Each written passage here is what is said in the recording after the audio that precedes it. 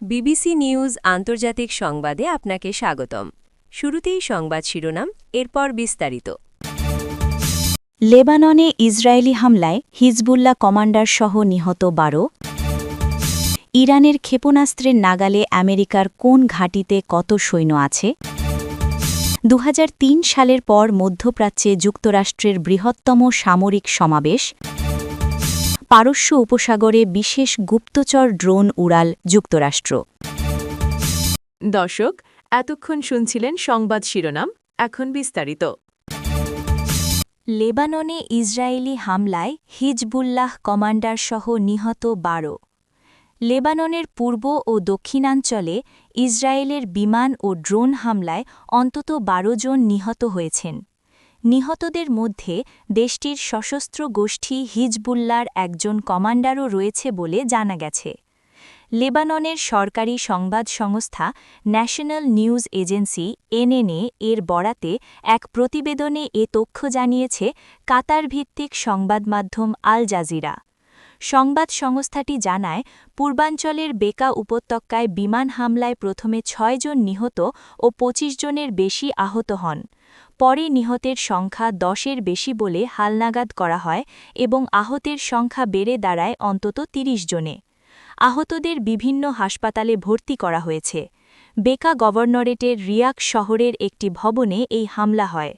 ধ্বংসস্তূপে এখনও জীবিতদের খোঁজে উদ্ধার অভিযান চলছে বলে জানিয়েছে এনএনএ। ইসরায়েলি সেনাবাহিনীর দাবি, তারা বালবেক এলাকায় হিজবুল্লাহর কমান্ড সেন্টার লক্ষ্য করে হামলা চালিয়েছে।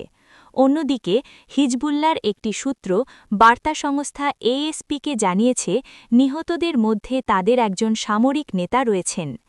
এর আগে শুক্রবার দক্ষিণ লেবাননের সাইদন শহরের উপকণ্ঠে অবস্থিত আইন আল হিলওয়ে শরণার্থী শিবিরেও হামলা হয়। লেবাননের স্বাস্থ্য মন্ত্রণালয় জানায়, সেখানে অন্তত ২ জন নিহত হয়েছেন। ইরানের ক্ষেপণাস্ত্রের নাগালে আমেরিকার কোন ঘাঁটিতে কত সৈন্য আছে? ইরানে মার্কিন সম্ভাব্য হামলা এখন শুধু একটি ইশারার অপেক্ষায় আছে। দেশটিতে আক্রমণ করার জন্য মধ্যপ্রাচ্যে বিশাল সমরাস্ত্রের বহর মোতায়েন করেছেন যুক্তরাষ্ট্রের প্রেসিডেন্ট ডোনাল্ড ট্রাম্প। এই প্রস্তুতি ২০০৩ সালে ইরাক আক্রমণের পর সবচেয়ে বড়। হোয়াইট হাউসও বারবার বলে আসছে যে ট্রাম্প নির্দেশ দিলেই ইরানে হামলা চালাবে দেশটির সামরিক বাহিনী।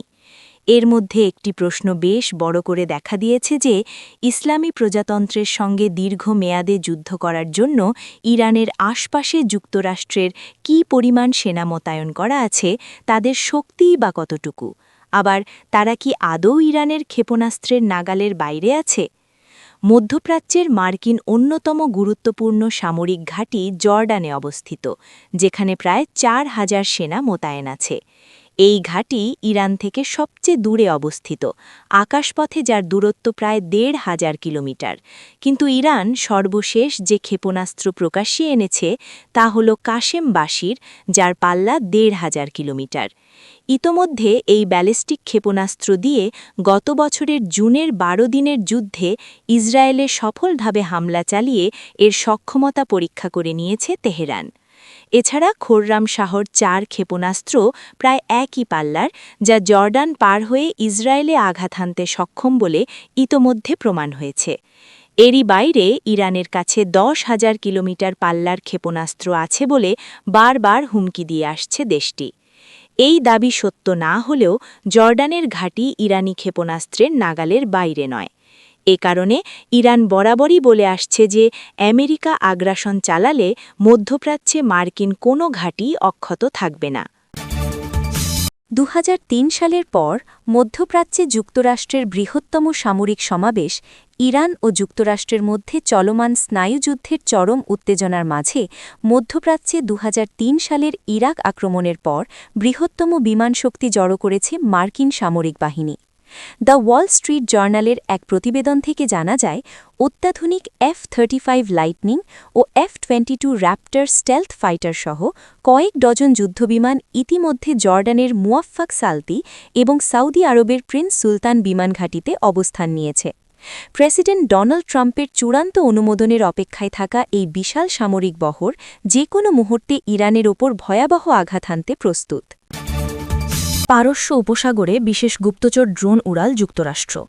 ইরান ও যুক্তরাষ্ট্রের মধ্যে পরমাণু চুক্তি নিয়ে আলোচনা ব্যর্থ হওয়ার পর পারস্য উপসাগরের আকাশে আমেরিকার শক্তিশালী গুপ্তচর ড্রোনের আনাগোনা ব্যাপক বৃদ্ধি পেয়েছে। বুধবার 18 ফেব্রুয়ারি সংযুক্ত আরব আমিরাতের আল ঢাফরা বিমান ঘাঁটি থেকে একটি অত্যাধুনিক MQ-4C ট্রাইটন ড্রোন উড্ডয়ন করে পারস্য উপসাগর, সৌদি আরব এবং ইরাকের ওপর দিয়ে নজরদারি চালায়। সামরিক বিশ্লেষকদের মতে ইরানের ওপর বড় ধরনের সামরিক অভিযানের আগে তথ্য সংগ্রহের লক্ষ্যেই এই ড্রোনগুলো মোতায়েন করা হয়েছে। MQ-4C ট্রাইটন মূলত নৌবাহিনীর জন্য তৈরি একটি বিশেষ ড্রোন, যা 50,000 ফুটের বেশি উচ্চতায় একটানা 24 ঘণ্টার বেশি সময় উড়তে সক্ষম। 360 ডিগ্রি রাডার প্রযুক্তিতে সমৃদ্ধ এই ড্রোনটি বিশাল জলরাশি ও উপকূলীয় অঞ্চলের লক্ষ্যবস্তু শনাক্ত ও সেগুলোর গতিবিধি ট্র্যাকিং করতে পারে। গত সপ্তাহেও ফ্ল্যাট ট্র্যাকিং ওয়েবসাইটে ইরানের উপকূলের কাছাকাছি এই ধরনের ড্রোনের উপস্থিতি লক্ষ্য করা গেছে। এছাড়া আজারবাইজানের সংবাদমাধ্যমগুলো জানিয়েছে, ড্রোনের পাশাপাশি মার্কিন নৌবাহিনীর P-8A পোসাইডন টহল বিমানগুলো ইরানের আকাশসীমার কাছাকাছি সক্রিয় রয়েছে।